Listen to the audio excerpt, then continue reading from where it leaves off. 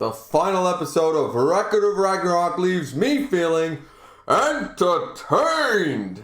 As Maximus once said in the arena of a gladiator style, sort of like this, except this is a little going crazy. This episode, the final episode of Ragnarok, your host Griever, as always, review. And I did make a list. Unlike the last couple of reviews, this one warranted a list. A lot of stuff happens. Some non-manga, anime-only stuff happened. One of which doesn't really count. I believe it was just a shot of Thor actually recognizing Poseidon's death and yada, yada, yada. But there is a key scene that a lot of us have speculated about the loyalty of one individual character. And we will get to that. But why don't we go through this episode? Because honestly, I think it's a solid 8.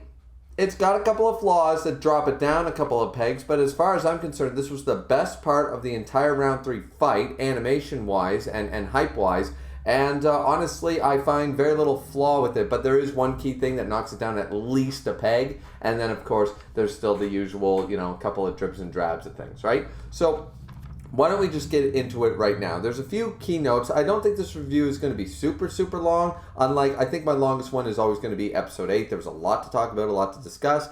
And I'm going to leave my series, as I said in the last review, I think I'm going to make a 13th video talking about the series overall in some format, probably be a 15-20 minute video. And then then that'll be it. So this review shouldn't be too long.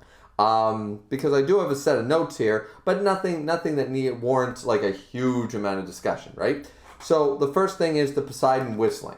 I don't think I mentioned this before, but the Poseidon whistling was haunting and it was creepy, but it was also like it fit. The whistling fit completely. I was worried how they were going to do the hum, sort of the thing. Whenever they put musical notes or whenever they do something similar to that ideal or when we have a character do certain things, we're very worried about when they do singing aspects or when they do humming or when they're supposed to end off with a sing-song voice sort of epithet. We always get quite worried when it's actually adapted sound-wise.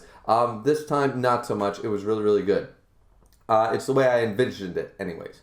So then the animation of this stage of the fight was some of the best animation, I feel. I really liked seeing a lot of the shots. They were fluid, the motion, everything was great, and it really got me pumped. It was very well animated, I thought.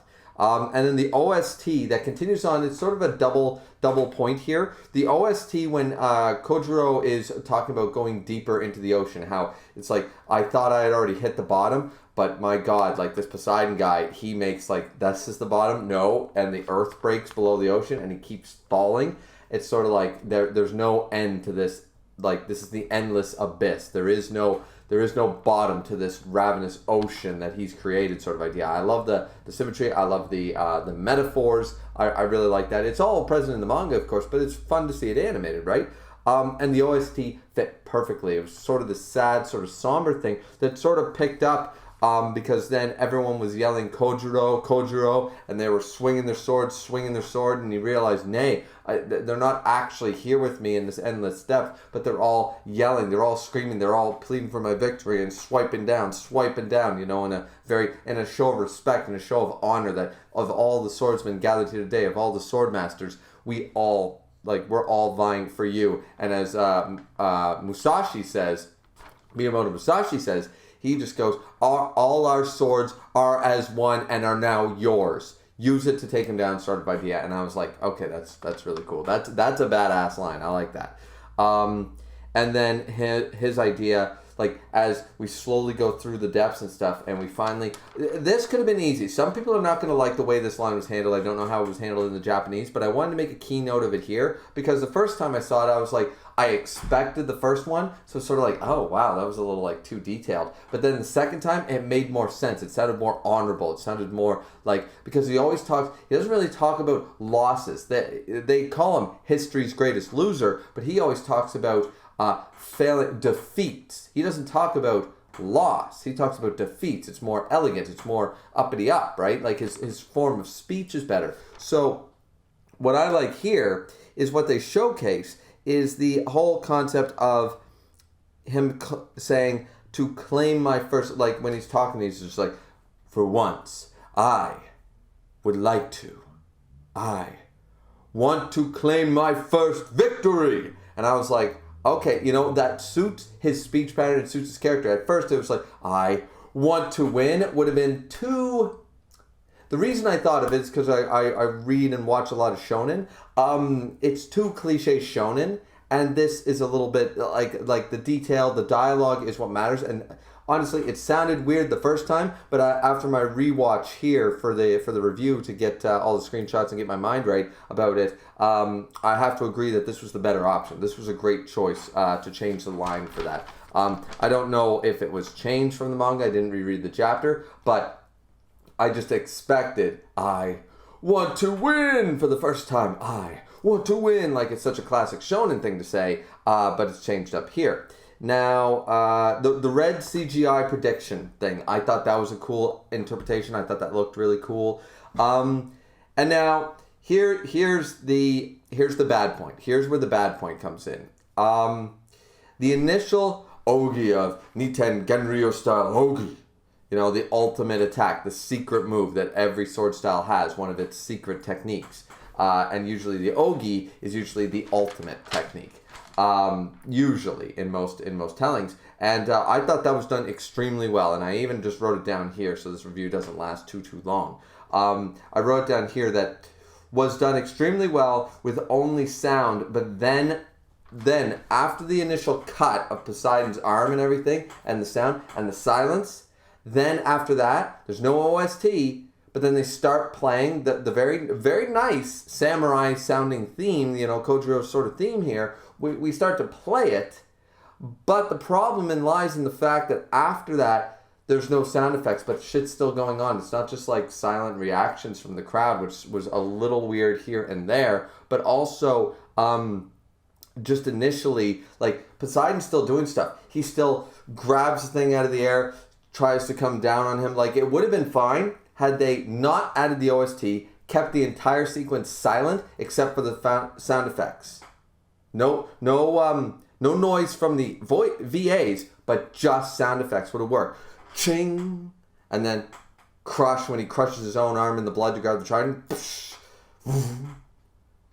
Ching, bang, like that would have been the appropriate way. But they it's almost like somebody forgot to add the sound clips in, it feels, because it's other than the OST playing, it's dead silent, but there's still shit going on that needs sound effects, and it wasn't handled well. Like, I really enjoy the animation in this final scene, but I feel like the samurai theme needs to be taken out and the sound effects put back in, if there ever were any. I don't know if that was a sound. Whoever directed that sequence I sort of get what they were going for, but it doesn't work when there's too much actual action happening. It's not somebody falling back and just, ka-tunk on the ground, and the trident hitting the ground should have made a sound. A Poseidon crushing his own hand, to grip the trident once again should have made a sound. All these things should have made sounds. They didn't, and it was a weird sequence. So that's an easy 1 point off. Easy.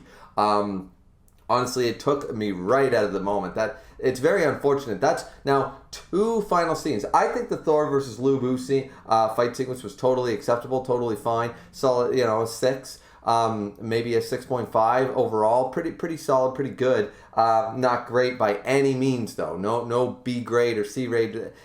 More like it's a high D, low C tier sort of fight. And then animation-wise and a bunch of reasons. And then Adam versus Zeus overall was very, very good, but for the most part, but then fell extremely short with the final clash. The final clash was the problem, not the aftermath, not everything else, but the climax of the fight was handled so poorly that now you got to take points off the fight overall. And I feel like right here, for such a solid fight, better than Lu Bu versus Thor, at some points not nearly as good as Adam versus Zeus, but still consistent with from the beginning of the fight to this point. And then for them to do this, and it's not an animation problem for once, now it's a sound problem. So we had an animation problem with Adam versus Zeus at the climax, now we have a sound effects issue at the end of Kojiro versus Poseidon. And I was just sort of like, oh man, like, well, come on. Like, it was, and it'd be such a simple fix. It'd be such a simple fix. Like, once again, even though my episode 8 review, and a lot of people don't understand exactly where I was going with that, This is another sequence that is probably only less than 1% of the entire runtime of the anime. But the problem is, once again, the reason that episode 8 cannot be a solid episode, that it's got to be like a 7 or an 8, is because that sequence was so poorly handled. It is the climax, and the climax of a fight matters more than just a random 21 seconds. I do acknowledge that, and here it's done again, and that really did irk me. That did piss me off.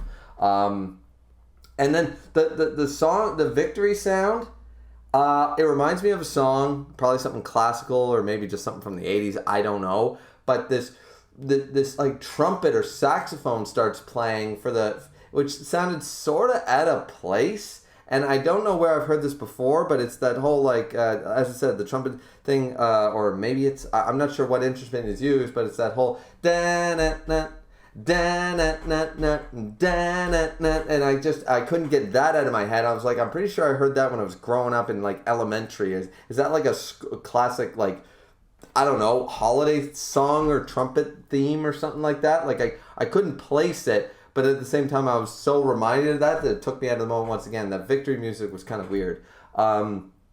And then, so the only other things to talk about, of course, is the end part of the episode. Brunhild, one other thing, Brunhild or Brunhilde's expressions. Now, I've seen on Twitter a lot of people like showcasing how she is in the manga. I can easily explain this away. This was not this was an actual conscious decision. I can easily see that. You want to know why? Brunhilde is hot. She's sexy. She's the main character for all intents and purposes, and we see her in every episode. They don't want to give the Loki level because we can see that they do it. They do it with Loki, they do it with Thor, they do it with Lubu, they do it with other characters. They give them these very creepy, very maniacal expressions. They don't want to give these expressions to the main waifu. That's what they don't want to do. It was a conscious decision to sort of still keep her being angry. Her voice is there, her personality is there, but to not make her look so maniacal and so Joker and evil-like. They didn't want to have that come across, so they toned down Brunhilde's expressions on purpose. You can argue that that's not the point. They shouldn't have done that. Fine, dandy, and you want to take a point off for that, that's fine. But I just wanted to everyone to understand, because I think there's a misconception that they just didn't do enough detail and didn't do it justice, didn't do it right. I think it was a conscious decision that they wanted to keep the hot woman. Call it sexist, call it selling merchandise, call it what you want, but I think it was a conscious decision, because they proved throughout the entire series they did keep most of the original, very creepy, big teeth, sort of Shiva is another example. They did it for everybody, but they don't do it for Brunhilde and a single shot, and they tone them all down, and I think that's intentional. But yeah, okay. So then there's the two last scenes. One being of course, very, very non-canon, but now maybe it's official canon. I'm not sure. The Hermes and Brunhilde scene. We don't know what they were talking about, but we saw them talking. There's been speculation that this is how she has known that she was very surprised that Zeus showed up in round 2, how she knew that she had to pick somebody to go up against Poseidon in round 3. These sort of details because we've never been, the problem is, we've never been confirmed that they know who's going to fight when. It's never been stated that, like, Zeus, before he makes a decision on what god's going to fight when, is that, like, Brunhilde has a list and said, okay, here's our submissions. We've seen the list of who's on the list, but we've never gotten confirmation that they have a list. Okay, here's our contenders for round 1, here's our contenders for round 2, etc., etc. So a lot of people are assuming this is Hermes playing double agent, and of course it's appropriate given the whole Adominus thing with Poseidon and stuff. When we see he plays sort of both sides of the field because Zeus thinks things will be fun or funny. Now, once again, this does not mean that Hermes is another traitor on the gods, but the issue here is that because for all we know, he's doing this on purpose to screw her up, and also potentially he's also reporting to Zeus what Brunhilde is giving. So Hermes is probably playing a double agent both sides for all we know, and maybe that's not what they're talking about at all. Now, I'm not going to get into manga spoilers, but I have a couple of other theories about what the Hermes scene could potentially mean regarding Brunhilde, and it might actually have very little to do with who fights in what round. Just saying. If you guys have read the manga, you probably know the sort of thing I'm talking about because it was talked about before the beginning of the current round with Brunhilde and one of the other gods, and there seems to be a little more to Brunhilde than meets the eye. So that's the case there. That's as spoilery as I'm going to get. And finally, of course, the round. The round, if Adam versus Zeus is not the greatest fight in the series, then round 4 is. Round 4 is clearly the best fight in the series for a lot of people when it's not Adam versus Zeus. And most people, even if they think Adam versus Zeus is the best fight, they also, I haven't heard of anybody who dislikes round 4. Round 4 is probably the most beloved scene next to Adam versus Zeus. So round 4 is, of course, Jack the Ripper versus Heracles. Regardless if they call him Hercules, that's just the Romanization. It's not his actual thing because that's what the Romans called him. Since he's a Greek hero and a Greek god, I'm going to go with the traditional where the A is in place and it's Heracles, not Hercules. But that's just me. Call him whatever you want. At the end of the day, he's still a badass. He's still a paragon of justice, still an amazing character, and my favorite character in the entire series. He's my favorite character, so I'm looking so forward to see him. I didn't expect to see him or Jack here at the end of the season. I thought we might get maybe a quick teaser, like a silhouette or a shadow of round 4 or something. I didn't expect we'd get the whole introduction. Here's Jack, here's Heracles. Let's start round goddamn 4. Now, some people might be disappointed at the fact because it's a little different from the manga, but I think this is just anime only to sort of close off the season. And we'll probably, when we start up season 2, which let's pray, regardless of all the bad publicity and negativity from Twitter, Reddit, and Discord, let's hope there is a season 2 of Record of Ragnarok, because if the negativity affects the fact that I don't get to see Jack versus Heracles, I blame all you people that are hating and disliking the series. Because say what you will, but at the end of the day, if that ends up happening and they cancel it, that means you guys robbed us of round 4. So I'm not going to make this a hater video and point the finger, but I'm going to point the goddamn finger if that's the case. So if that ends up happening, you bet your ass I'm going to be pointing the finger at some people. But yeah, actually, I was just super stoked. Jack looks phenomenal. So does Heracles. The colors are there. They all match up with what we've seen and what we expect. And once again, this is one of the most emotionally driven, one of the best backstories, one of the best fights. I'm just so hoping that season 2 happens. Probably won't happen. If it does, probably won't happen until about 2023. But what a way to end off the season. I didn't expect to get the introductions here. So episode 12 ended with such a great cliffhanger, ended with a bang. And I'm pretty stoked if there is going to be a season 2, and I hope regardless of the negativity. From what I hear, the numbers are saying that no, that's not going to affect shit, which is fantastic. Regardless what a bunch of people say on Twitter, if the ratings are there, and Netflix will hold on to it. So I hope that's the case, because I really want to see this fight.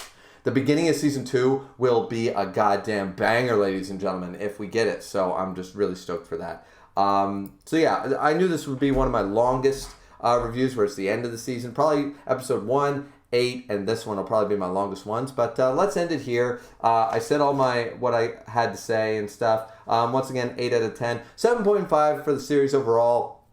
I'll fluctuate between 7 and 8 out of 10. I won't go lower than a 7. I certainly won't go higher than an 8. Going even an 8 is a little high, I will admit. 8 is a little high to rate this season, but going below a 6.5 is maybe a little disjustice, I would say. But I would say that a fair rating is anywhere between a 6 and a 7.5 would be a fair, objective rating, and I'm going to go highball with that rating and give it a 7.5. But you guys let me know what you thought of the series overall. Once again, I will be making an accompanying video here for all the season to just talk about some key points in the season overall, what people liked, what people disliked, and hopefully talk about some predictions for how season 2 can get off the ground better, address some rumors that we've been hearing around the rumor mill. Of course, it's only the first week since it's been released. We got to give it time to get some more information on what might have went down. So that being said, ladies and gentlemen, I hope you enjoyed watching each and every episode review that I did of Record of Ragnarok Season 1. I reviewed all 12 episodes officially. and I'm exhausted from it. So I understand why I missed through 2 episodes in one video. I really do understand that. So like, comment, and subscribe, everyone. Don't forget to drink responsibly, as always. And we will see you guys back here next time for more Record of Ragnarok, also known as Shumatsu no Valkyrie content. Drink responsibly. See you later, everybody.